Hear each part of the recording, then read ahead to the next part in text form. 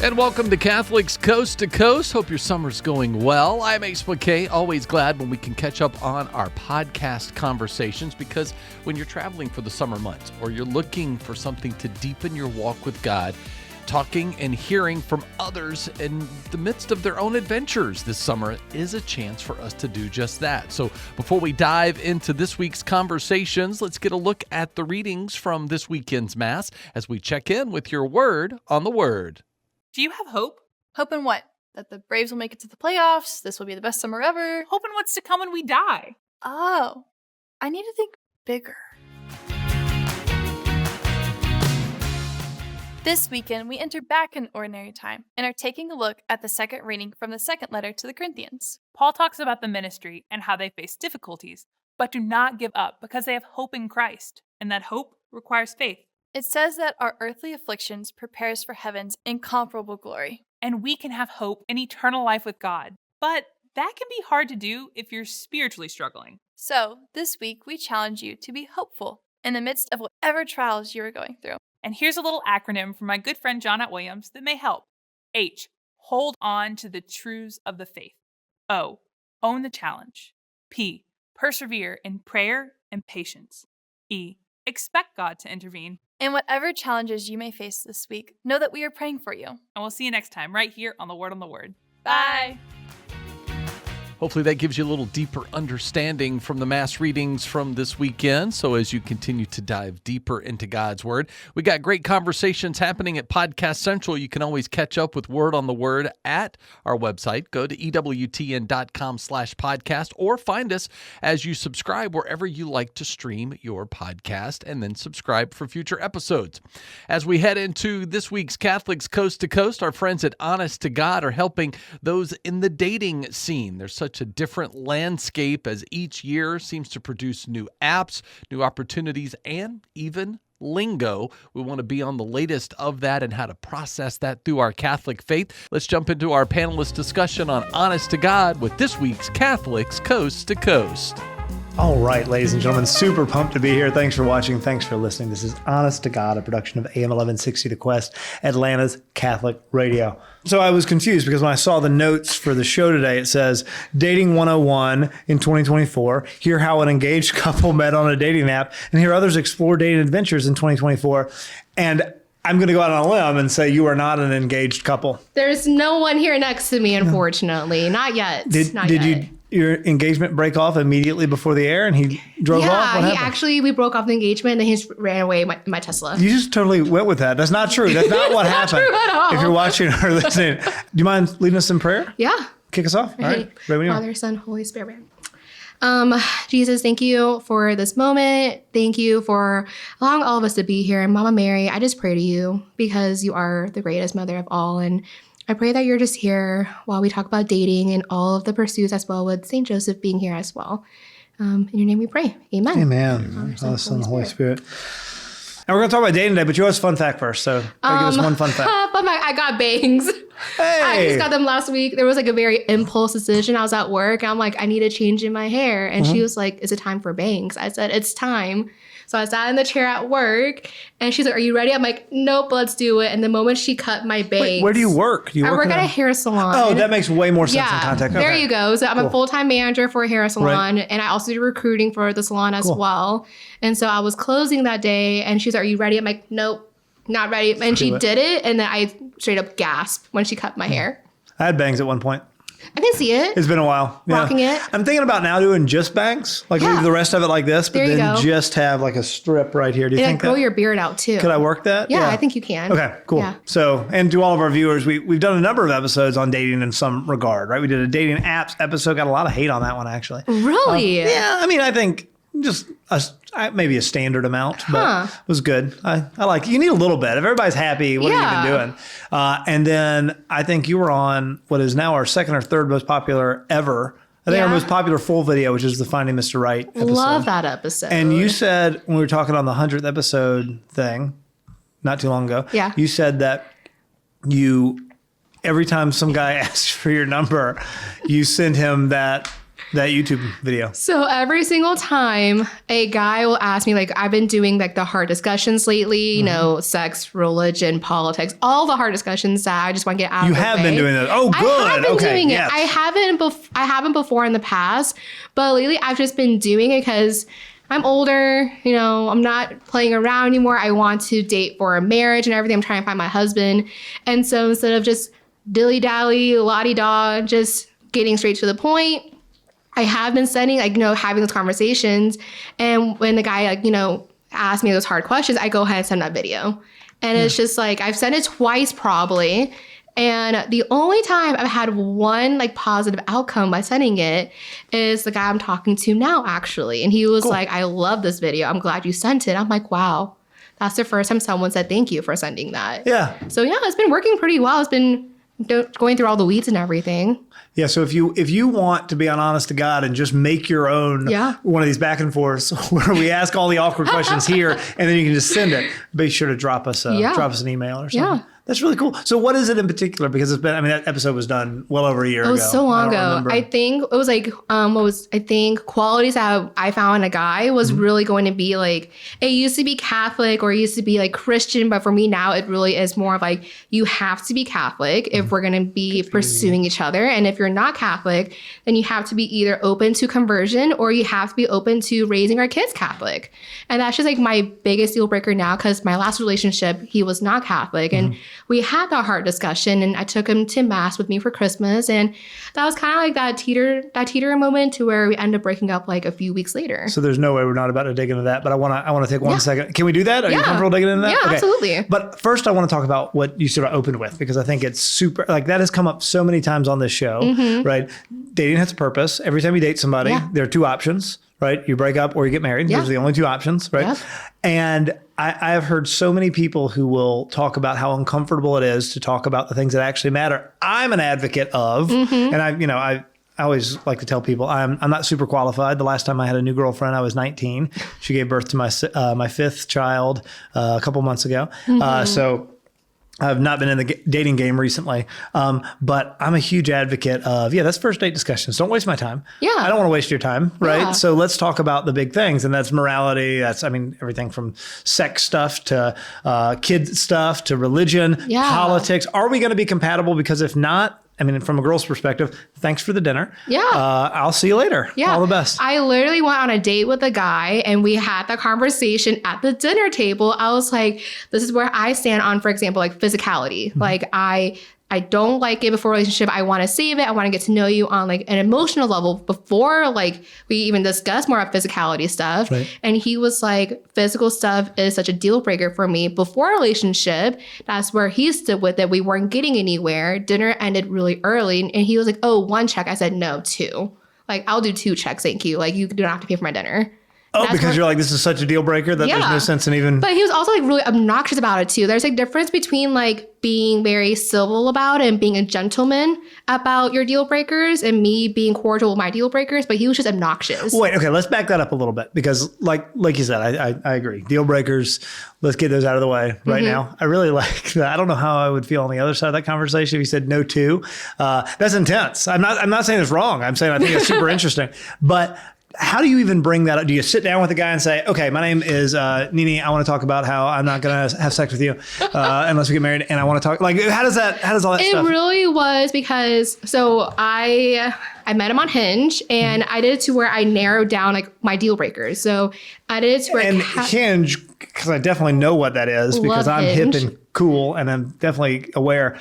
That is a dating app. Yep, that's what that is for sure, which I knew already. I'm glad you said that. It's a dating app that's meant to be deleted, or as I say, re-downloaded when you are single. Okay, so you met him on a dating app. Yeah. And then you were compatible. And how did you decide to go on a date? Apparently, Hinge said we were most compatible, which was great because we had a great conversation going. And then we ended up going to dinner together. And it was more of like, because when I narrowed down my deal breakers, it was religion and I put Catholic. That was a deal breaker. Right. So when they made their profile, if they put they were Catholic, it kind of showed me all the profiles who were Catholic men, which was great. Yeah. Until they weren't really Catholic as they said they were. For example, because he said he was Catholic. So wait, how did you find that out? So once again, we just sat down, we're having dinner together. How do you broach the topic? How do you broach the topic of? He actually brought up the topic of, okay, it's like, not the norm, but let's go ahead and talk about the not norm conversations. I said, okay, I like this. This is bold. Yeah. And then we were on same alignment for religion, politics, but then it went array when it was the sex talk. Okay, cool. Because he was like, I do mean cool. Like, that's good that you got that out of the way. Yeah. It was great. And he was like, I believe in having sex before marriage. I said, okay. I'm like, but how far in? Like, that's cool. No judgment. But how far into I have that? a lot of judgment for the record, but okay, finish. Yeah. No judgment with that. Like, I have no room to judge him at all because I don't want him to judge me for what I believe. And he said, like, before I even call you my girlfriend, I said timeouts. Right. I'm like, why? He said physical intimacy is really important to me. And he said, I have to, as word for word, I have to test drive you before I get serious. I said, ew. I'm like, that's right. icky. Okay. That's icky. Yeah, that's super icky. Yeah, because I'm like, I'm not just I have feelings, I have my beliefs, and he wasn't just respectful. I'm like, that's not what I believe in. Like, I believe in getting to know you on an emotional level first, because, we're dating for a marriage. And he was like, yeah, I agree. I'm like, so why is that such a deal breaker? He said, if I'm going to marry you and be with you the rest of my life, I have to be able to no, I'm going to enjoy this. I'm like, ew. Yeah, ew. super gross. That's super gross. Yeah. So was that the first 10 minutes of sitting down? That was the first 30 minutes. Okay. And it was awkward because I was really hungry. And I love food. Right. And so the first 10 minutes was how was your day? My day was great. What are your hobbies? How's your family doing? Because we were talking for, I think, about 2 weeks before we went on our first date. Because I was super busy with work. He was busy with work. So our schedules allowed us to go on a dinner date 2 weeks later, which was fine because we were still texting, we were FaceTiming in between. And so 30 minutes into dinner, I was like, I want to go home. But I was like, I want to eat. I really want to eat. Right. So I kind of just went along with it. And then at the end of the day, it was the check was I need 2 checks. Yeah. So have you been tell me about the success with or lack of success with the dating app stuff? It's been a little. I've been on probably I went on a date with that one guy that didn't work out with the 2 checks. I actually went on another date with a guy and he was super sweet. We're actually really good friends after. Things didn't work out, not because of our beliefs didn't line up. He just had a lot going on personally and he wasn't anywhere ready to be in a relationship. So we had the conversation to where he's where are you at? Where am I at when it comes to dating? And he was just not there, which is fine. So now we're good friends. And I'm actually talking to another guy. Right. Which has been really successful lately. All right. And I don't want this to come across as negative at all. I'm genuinely curious about this. It seems like you keep having these sort of things that come and fall apart, right? What is the plan? Do you have a plan? Are you changing your game plan? What does that look like? The game plan is still going to have those hard conversations with the guy I'm talking to. And it's going to be, I am dating for a marriage. These are what I believe in. Do we align in this together? And if we do, we'll continue going on dates and kind of just feeling it out and seeing what happens. Sure. I think my game plan before was going on dates and kind of hoping that things would change if we don't align. And now it's just more of I stand by what I believe in, and it's either we can get on board with the same thing, or we can go ahead and go separate ways. Yeah, I mean, I think I've brought this up before, but just to share my opinion on the whole dating thing and all of that, to mansplain to all the ladies out there.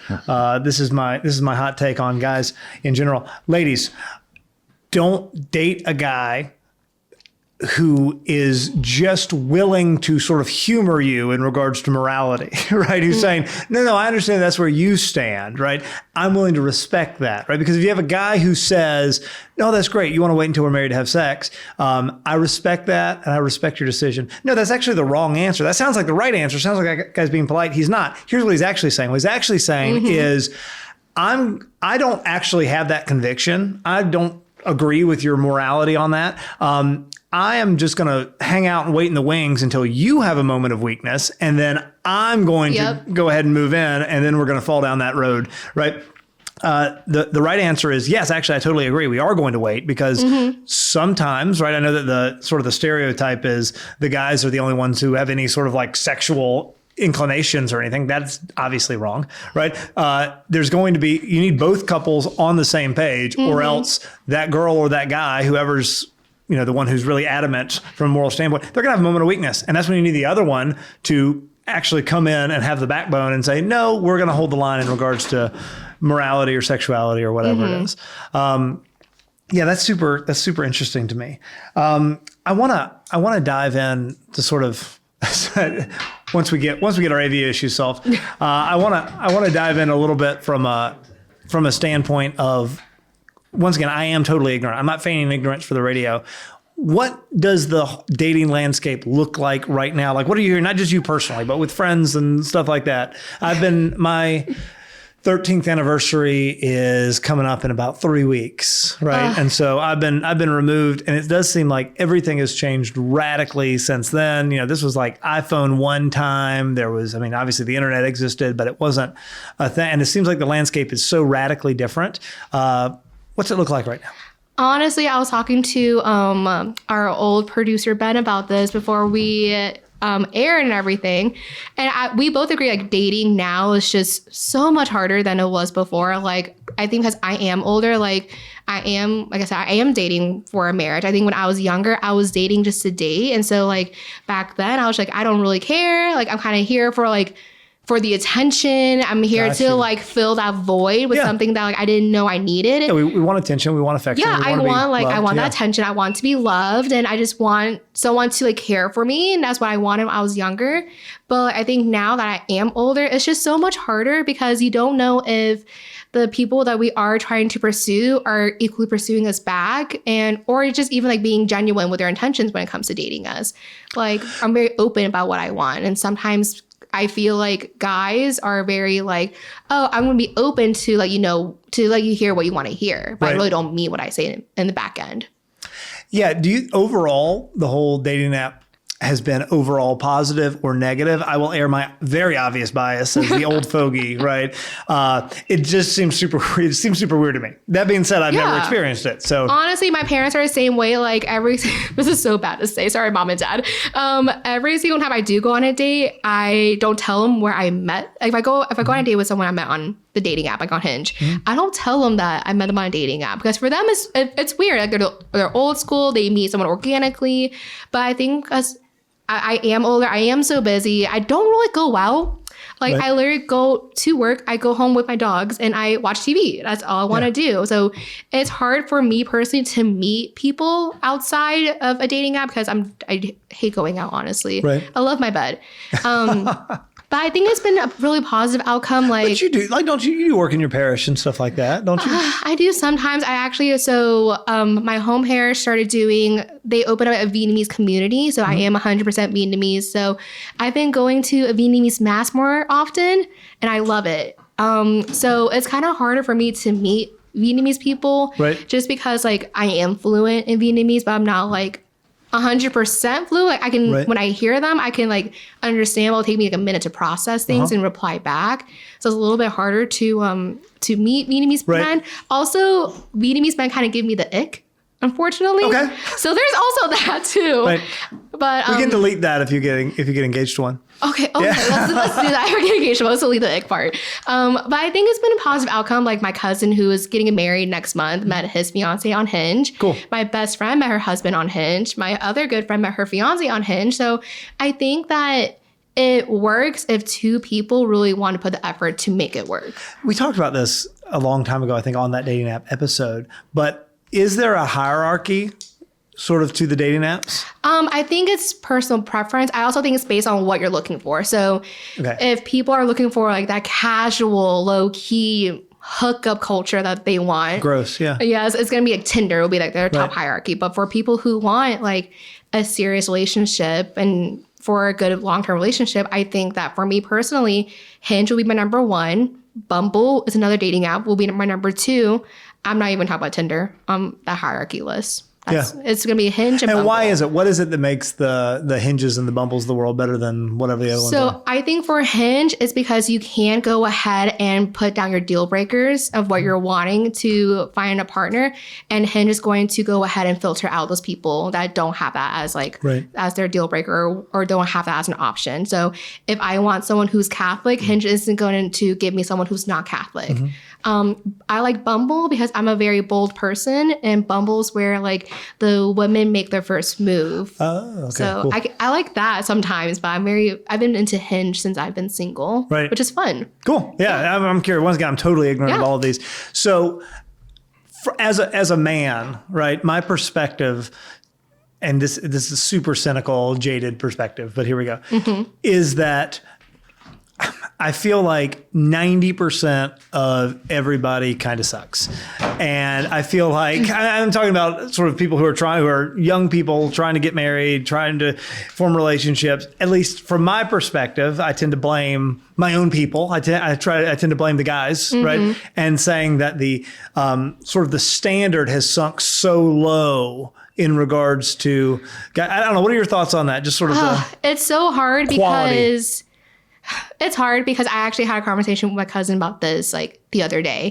And it's so sad to believe that like women's standard now when it comes to dating is just if a guy tells me like, for example, the guy I'm talking to now is like, hey, I have a really busy day at work. I will call you after work. It's like that little communication that like women deserve in general. That's like the bare minimum is that we're not getting that. So when I got like the guy I'm talking to was like, I'll call you after work. I'm like, oh my gosh, that's so sweet. I'm like, that shouldn't be something that's so sweet. The bar is so low. It's so easy. Exactly. So, me and him were talking about this, like, I think last night. And it was more of like, I said, I want the kind of love that like, it's like the honeymoon stage is 24/7. Like it never goes away. I always want to be pursued. I want us to pursue each other all the time. Like that should be kind of standard that women see and want all the time. It shouldn't be set so low.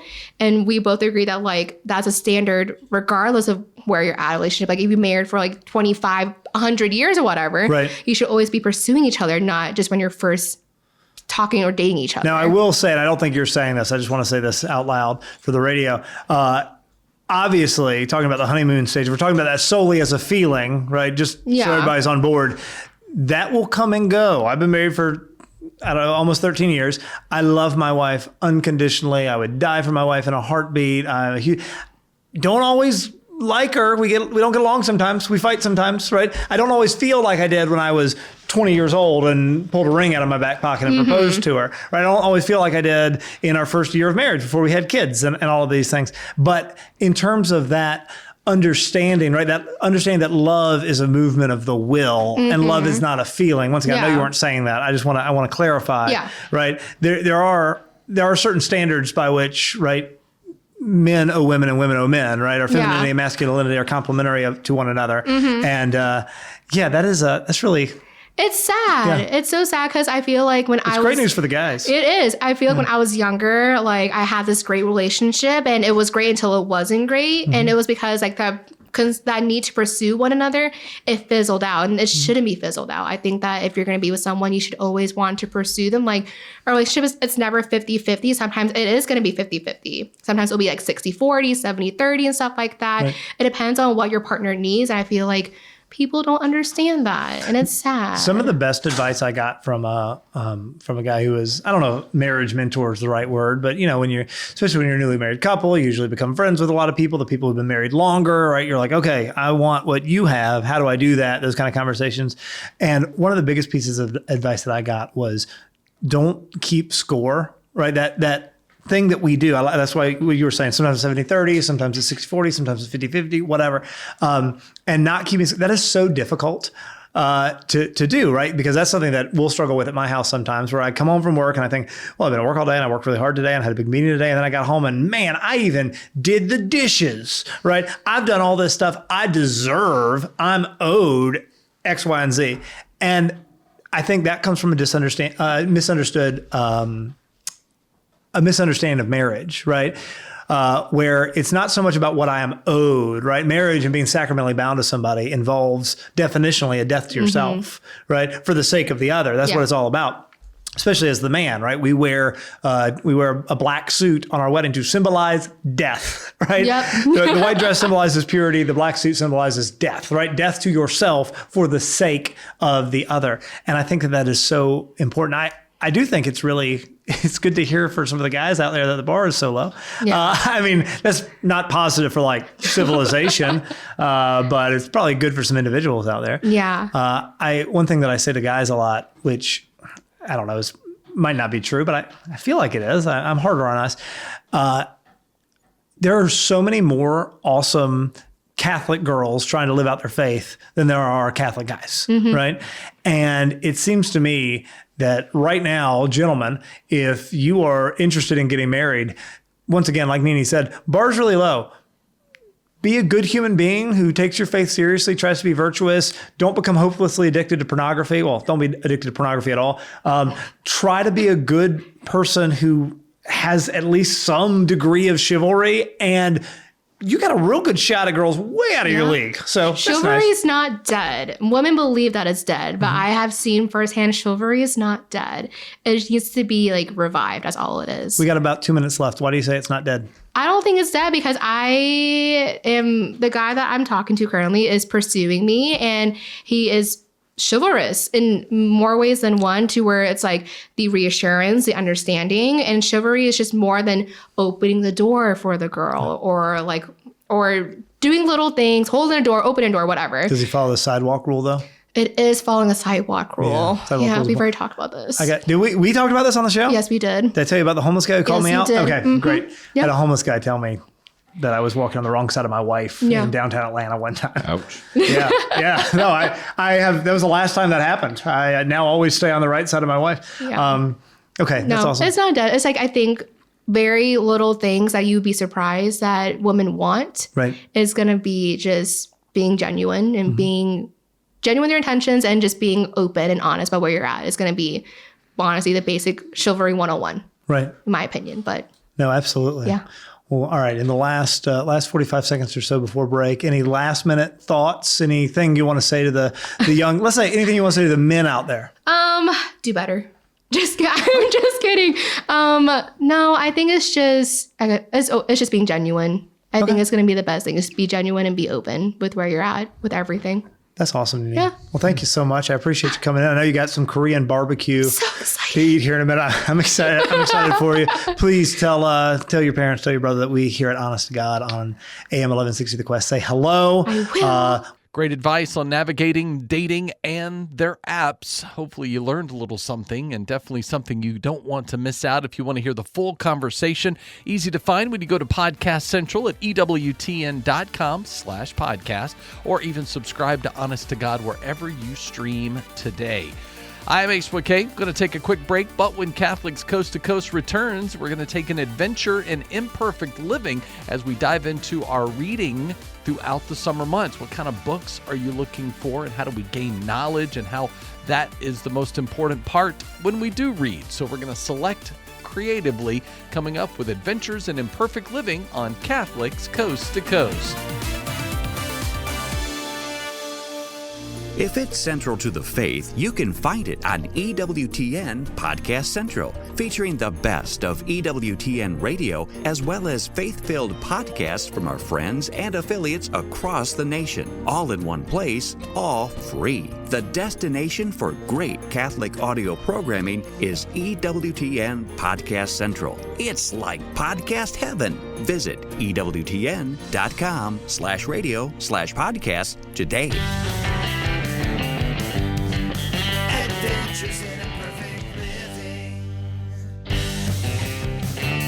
Hey, greetings, folks. Welcome to another edition of Adventures in Imperfect Living. I'm Greg Willits from RosaryArmy.com. And I'm Jennifer Willits, his wife. Got some voicemail to share with you. Also, going to give you an update on our experience at the new Barnes & Noble. We talked about it the last show or the 2 shows ago, and I was surprised at the amount of feedback that we got. And you might be asking, why should you care about, if this is your first time listening, it's like these people are going to talk about going to a bookstore. Well, it was an experience. And Barnes & Noble's been changing things, and we were surprised at how they changed things. So we'll talk about that. Also, going to share with you a way for you to never forget anything ever again for the rest of your life? Oh, wow. I can't wait to hear this. Because I'm always forgetting what I ate the day before. Is that overselling to say at that level? That's a bit high. That's a very high expectation now. How about I give a almost 1 year review of some methods that I have been incorporating to help remember what's important, to be able to track things that I've read and heard, and to revisit those things on a regular basis so that the lessons that I've learned become a part of my core working knowledge, memory, and ways that I'm meditating on things. Okay. How about that? Is that a little bit better? Well, does this apply to remembering people's names? No, because I don't. That's not important. Because I don't write those down. I don't write down the names of people that come my way. Fair enough. But I will tell you one person's name that I will never forget, and that's our friend Steve in Texas. You might want to put on your headphones for this one. Steve sent us some voicemail. Steve, we've talked about him in the past. We've met him on a few occasions. Longtime listener, supporter of Rosary Army and various initiatives over the years. Just a super nice guy. And I did a clarion call for voicemail feedback. And here's how Steve responded. Hey, Greg and Jennifer, this is Steve in Texas. I got two things for you. First thing, I'm not dead yet. Second thing is, wait a minute. What was the second thing? Oh, yeah. No, just remembered. I'm recording this as my voice because, you asked me to. Right. And I really did enjoy your visit with John Mark Grodi. You know, I had a very good time watching you. I watched for a change, but I also listened to you without the video. It was really a joy. I hope you enjoy the voicemail. Don't complain that you never got one from me. There you go. I will never This complain. is indeed a voicemail. Yes. I'm sending you a voicemail. There, I did it. It's a little bit like how I write letters these days or email. Like I am sending this email to acknowledge that I'm sending you this email. Yes, but I am glad that you're not dead yet, Yes. that you are still blessing us with your life and your wit and The man, your humor. I'm not kidding you. The man's been hit like at least twice while riding a bicycle by a car. So Yeah, the it's fact that pretty he's rough. still with us, thank God, Steve's still with us. Steve, good to hear from you. Thank you for that. Yeah, we've gotten some nice comments. We've had a huge influx of people who have discovered Rosary Army as a result of our recent appearance on EWTN, it's always nice to have that sort of the statistic bump, right? Our website statistics go up. We've had new people sign up as are following the podcast on YouTube. Yeah. We've seen, and by the way, this is a new thing. I sometimes say, make sure you, or not sometimes, I've been saying it for 19 years since we started podcasting. Always say, make sure you subscribe to the show on iTunes or wherever you get or on Apple Podcasts, wherever you get your favorite shows. They now have changed Apple Podcasts. You don't subscribe to things anymore. Did you notice this? No, because I haven't subscribed to anything in a long time. So what is it? They've done what you do with all the social media stuff. You follow the show. Yeah. Now that okay. Because I started listening to you, we talked about Cal Newport's book Deep Work on the last episode. Cal Newport has a podcast called Deep Questions, and so I went and I was like, well, let me listen to the podcast, and if I like it, then I'll subscribe to it. And I liked it, and then I went to subscribe, and I'm like, what? Where is it? I'm like scrolling all over on my app, and I finally realized there's a button that says, plus sign and then follow. And I'm like, I don't want to get like emails or anything. What happened? Okay, all right. Well, I get all the new episodes. That's what. So they just swapped out that terminology. Okay. So now we have to say, hey, make sure you're following the show on Apple Podcasts or wherever you're getting. Which is they can't do this to us old time podcasters. You're trying to break habits that are 20 years ingrained nearly. But go ahead and follow us on Apple Podcasts or wherever you listen to your podcast. And if you're watching this on YouTube, thank you to all of you who watched the videos, who leave comments over on YouTube. We read every single one of them, though I don't always respond. But make sure you're following, you're subscribing, or whatever it is that you're supposed to do, and the bells and the whistles and the subscribe forms and whatever it is. But thank you. I'm a little uncomfortable with the word followers. Yeah, me too. Never sits right with me because I keep thinking, well, I know the one who matters, who had followers, is Jesus.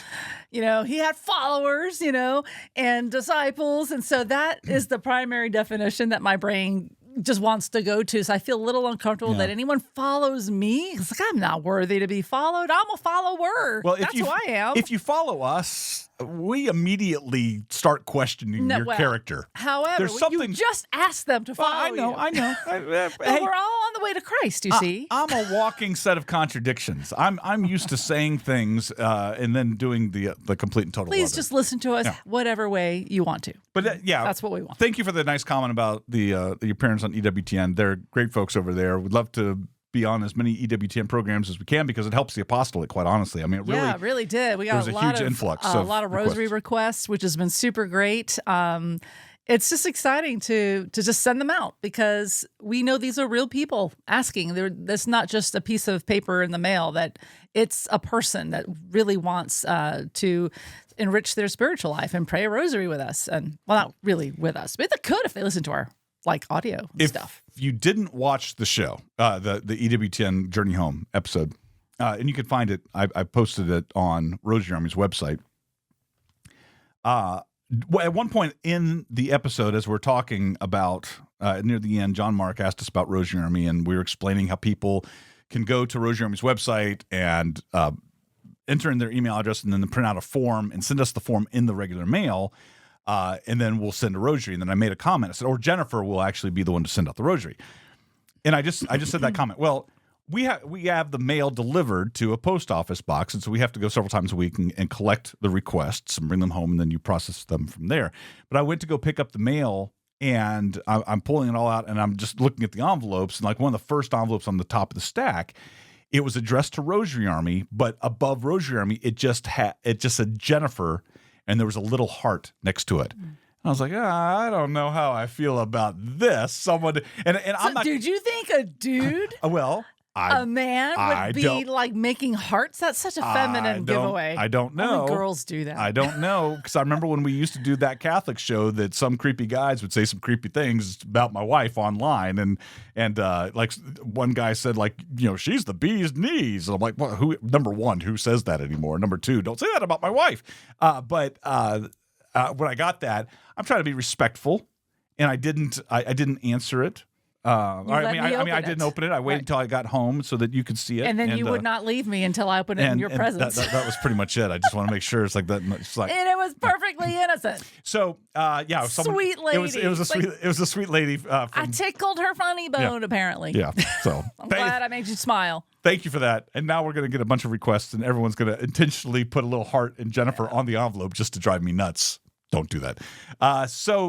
We also got feedback from Cheryl. She sent in an email and said, since it's past May 1st, when the Barnes & Noble store opens, you probably know this already, you can share your Barnes & Noble card. So I guess we talked about that a little bit. You already had a card, and I mentioned that on the show. And yes, we have discovered that as well. We now have me and Jennifer and Lily all using the same number. She says, our Barnes & Noble is an hour away, so I shop there rarely. When I do, I always use my parents' card. I also use their book account, so all the books they buy electronically, I have access to, which is something that we do with Kindles.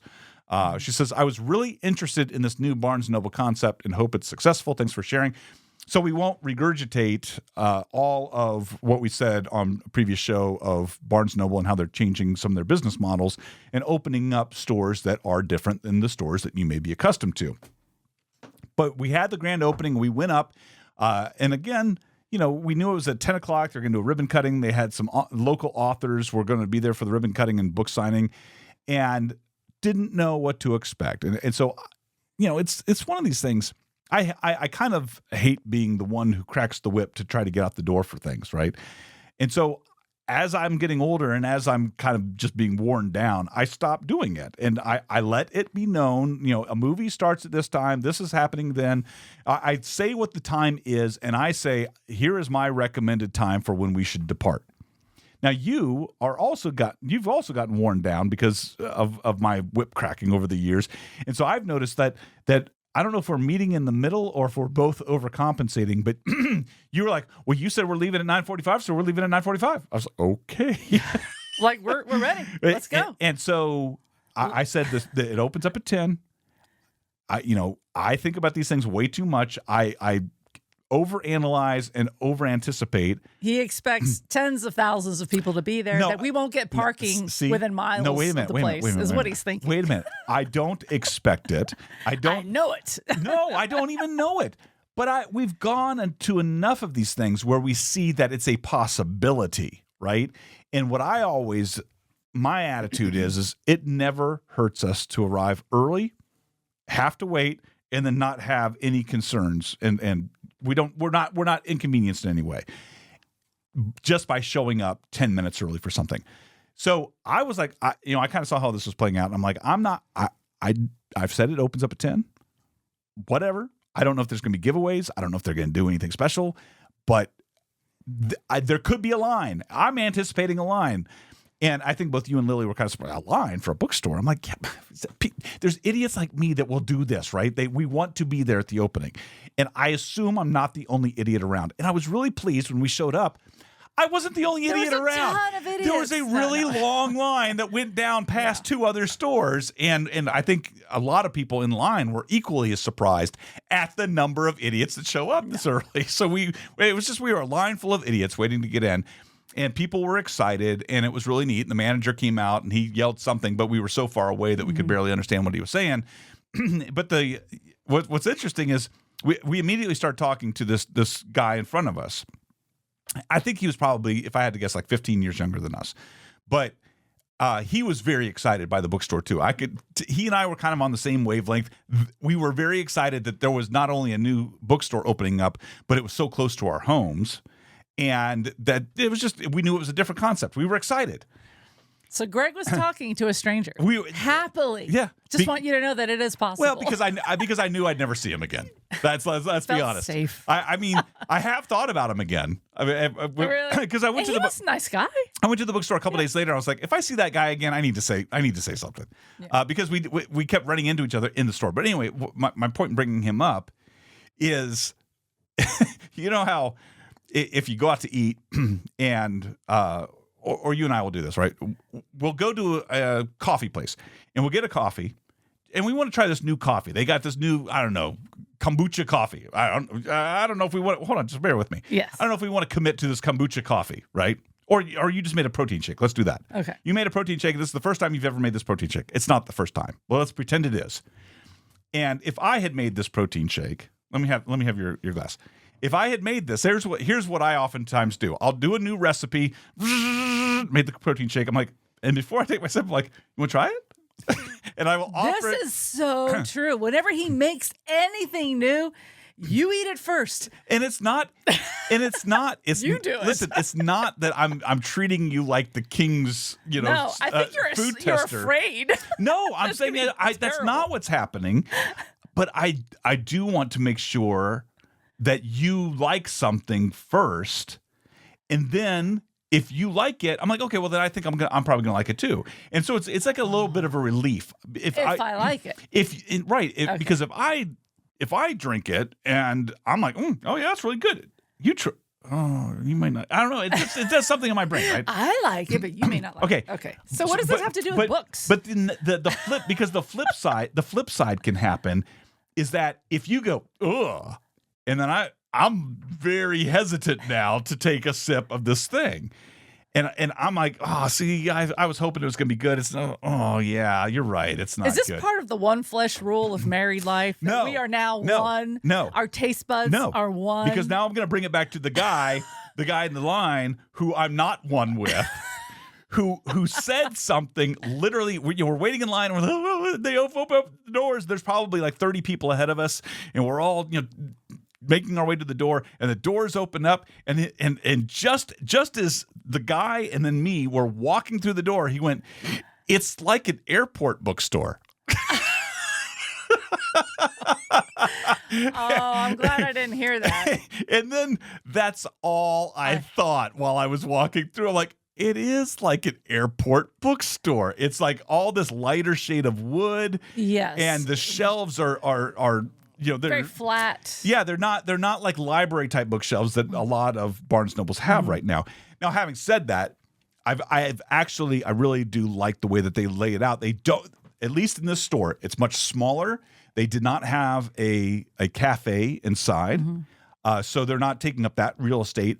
Every bit of real estate is pretty much devoted to books. Now, they did have And media. They had music, media. but not a ton.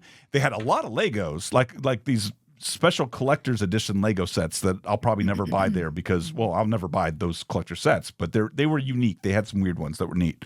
But all of the sections, even though it's in a smaller location, because of the way that they laid out the bookshelves so that you feel like you're walking through a maze more. And so in that maze, you're constantly making discoveries. Yes. And then it's easy. They had chairs in different places, and it was easy to kind of put myself in a little bit of a nook in a corner and kind of look through the shelves and that kind of thing. Now, so it was a neat experience going into it, and I very much liked the cleanliness. I liked the way that they have not as many copies of each book, and so they have a lot more books facing outward, which was interesting. Now, the downside, I immediately saw that their classics section was very much lacking.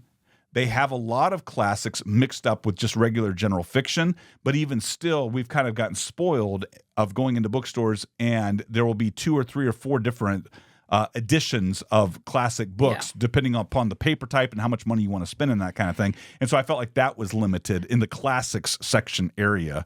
And on that note, I felt that it looked like somebody had to make a decision about how to handle those redecorated covers, these classic works. Like you've seen them if you've been into a bigger Barnes and Noble. Well, they're you Barnes and Noble editions. That Barnes and Noble publishes those fancy cover books. Right. Like all the Jane Austen books all have these very particular style of hard cover that's very decorative, very floral. Yeah.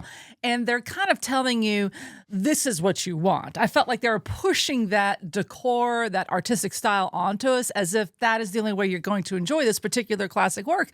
But if you don't like it, you're like, oh, well, what if I don't want that? Yeah. I don't care about the cover. What I care about really is the color of paper you use to print your font, and is it a good size? Is it like going to absorb light in a favorable way to reading? Because you don't like newsprint. I don't like the gray paperback sort of style. It's just and actually that would be, I would think, relaxing for the eyes because that's a very low contrast sort of page.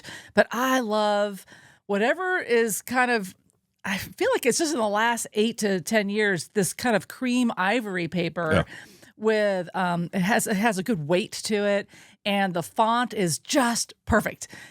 It's my favorite. I don't know what it is, but they know what it is, and you can only find it when you have a chance to crack the cover and explore, is this publisher using that or not?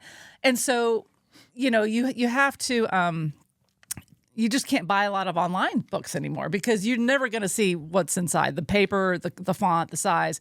So I wasn't so sure I liked their forcing that particular hardbook cover style of classical novel onto us. I did miss the other editions to shop through. It's like, okay, this is the edition I want. So anyway, you were going to point out something else. The thing with the you just said buying them online is difficult. One of the things that they said is, again, because the manager has more authority of ordering based upon the things that are requested, we made sure we spoke with the manager, we introduced ourselves, we talked about some of the things that we really would like to see more of, mentioned the classics, but really mentioned, and it was great because the local book buyer was there. I almost stopped again, by the way, last night just to see if anything has changed in the week since they've opened up, because we had the opportunity to talk to the local regional book buyer as well as the manager. The religious book section was one of the smallest I've ever seen in a bookstore. And they didn't have a single Catholic Bible on the shelves. They had a lot of Bibles, but they were all Protestant Bibles. So they were the ones that had the 7 books removed by Martin Luther. Right. And they have a lot of Joyce Meyer stuff. Lots of Joyce Meyer. I was like, wow. A lot of Joel She's Osteen. well represented here. Which is, this Bible belt. So I'm not surprised by that. But the only Catholic-related books, there were a couple of biographies of Pope Francis. I saw St. Augustine's Confessions, but it was on the lower quality paper that you talked about, and a couple other St. Augustine books. And a lot of C.S. Lewis. A lot of C.S. Lewis. Which was nice. Which on the good paper, that whatever the Signet Classics are, I think that's the imprint that's been doing it in the recent years.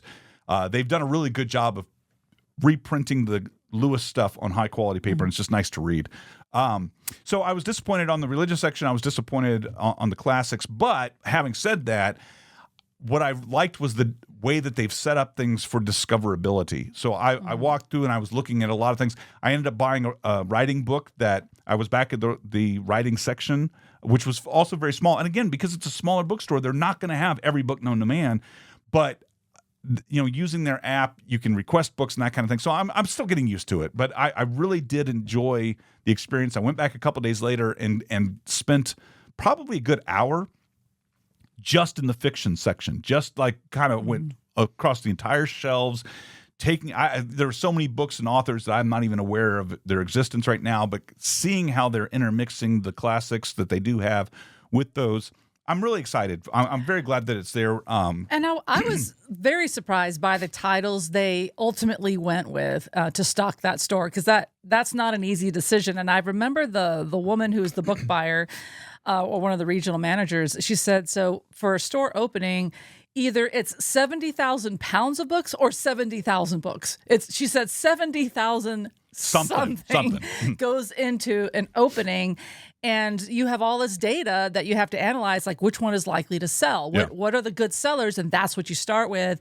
But then you wonder about how quickly they'll replace. So you found something that you knew Tommy was going to go gaga for, but there was one copy left. And did you go back and see if they restocked it? When I went back on Friday, they had not restocked it. And I explained that to you, that I actually worked in a bookstore back in 1989, fairly large store, and way back then their policy was within 48 hours a book would be restocked and back in again. And there was a small chain in Ohio, Little Professor. If you're from Ohio, that'll name something that'll be familiar to you. And so I'm just, I don't know why I'm always curious about the inner workings of like how this business works. And I don't care about all businesses, but I am very interested. And so like last night, I almost went back again just to see. I bought, for example, I purchased Cal Newport's Slow Productivity book that I mentioned on the last show. They hadn't restocked that either. And so I'm just curious what the turnaround times are once a book is purchased, because they only had one copy of Slow Productivity. They had one copy of that other book. So it's interesting. I'm very glad it's there. And it definitely, they put a lot of thought into the flow of the store. And so it was nice how fiction was sort of everywhere in multiple hiding places. Yeah. And so then you would have no choice but to walk by another section that you may not have thought to go to, but then it just looks so pleasing in its decor. Like, okay, I'll look at it and see what's here that might be of interest to me. And that leads back to the discoverability, the way that they have it set up. Yeah. I think it's designed in a way so that you kind of feel like you could almost go every week and you might see something that you didn't see the week before. Now, we don't need to buy a book every week because we can't read that fast. Right. But so we got some books. We're excited that it's there, and we'll give you future Barnes and Noble updates. So on the topic of books, what are you reading now? I'm reading. Are you reading anything fiction right now? Well, funny enough, last night I just started reading another book on my Kindle that I got from the library, based upon because it became available. It had been recommended to me a couple weeks ago. And so I started reading that.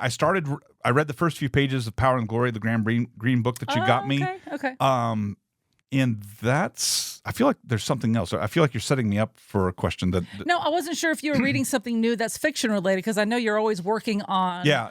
So last night I started reading a book that Dave from Fiveable, the group that set us up with School of Mary. He had recommended a book to me, and so I almost got at the bookstore, and I think I've read this, and then when I talked to him again, I don't think I did. So I picked that up on Kindle and started reading that last night. Well, what about you? Well, I'm getting ready to. You got your mom's well-read moms. The well-read mom. So I'm keeping up with the assigned books that are part of that book club. So that's been a very enjoyable experience. I'm very, very glad that I am in fact able to do it. That I could read a book well within the 30-day allotted time, and many times I can finish it inside of a week if I'm really loving it. But you're a lot faster of a reader than I remember. I think I've become faster. I definitely was a slow reader before I joined this group. So something about the pressure has just gave me a reason to try. And so because of this bookstore opening up and just how fun it was to go to that book opening with Lily, we thought, you know what? Let's have an eye toward our summer. Let's create our own summer reading list for fun. Getting some good reading options as we help to navigate through some great conversations through the summer months. So hopefully that helps you just a little bit. And if you want to find out more with Adventures in Imperfect Living, easy to find at Podcast Central when you go to EWTN.com/podcast. And always know you can catch up on what you've missed, or make sure you subscribe where you like to stream so that way you don't miss future episodes. I'm Ace McKay, bowing out for the rest of the weekend, but enjoy yours. We'll do it again as we continue this conversation and deepening our closer walk with God, letting Him be the one who defines who we are. And I'll see you again with Catholics Coast to Coast.